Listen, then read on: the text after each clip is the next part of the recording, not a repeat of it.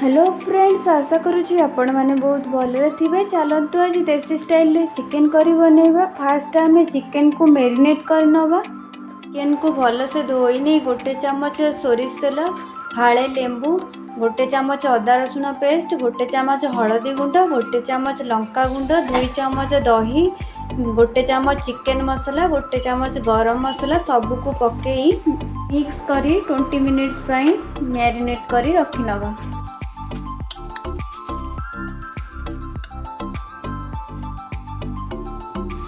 कड़ाई रे तेल गरम हवा परे किछि गोटा मसला को पकेबा।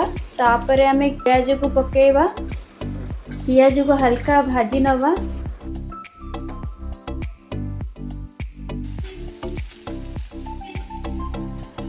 टिके भाजी हो सारा परे आमे गोटे चमच लूण पके दवा।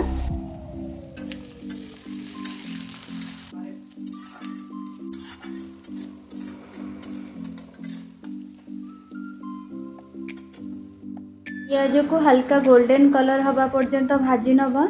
तापरे आमे मैरिनेट कर रखिथिबा चिकेन को पकेबा। तापरे आमे चिकेन को टिके समय कसी नवा।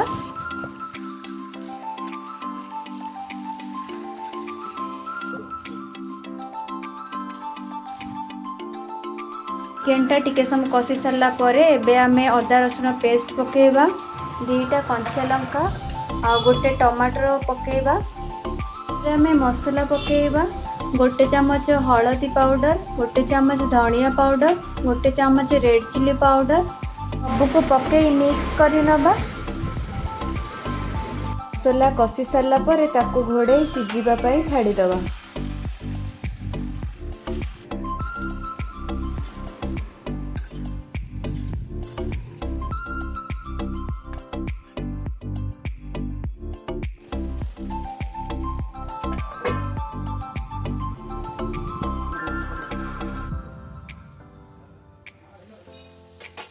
मझे आमे चेक करी नबा चिकेन टा जेमिति कड़ाई रे न लागू।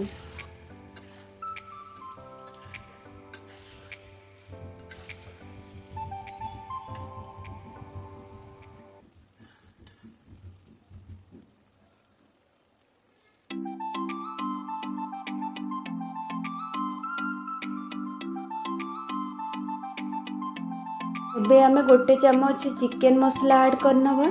तापरे ताको कसी नबा।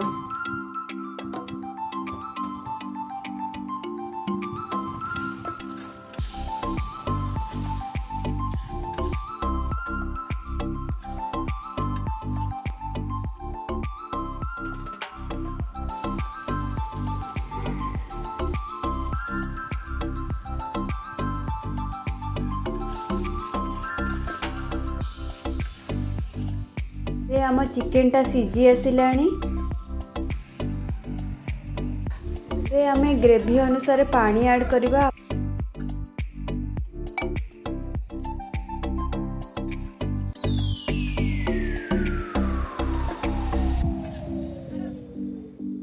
आमे गोटे चमच गरम मसला ऐड करी 2 मिनिट पई कसी हवा पई छाड़ी दबा।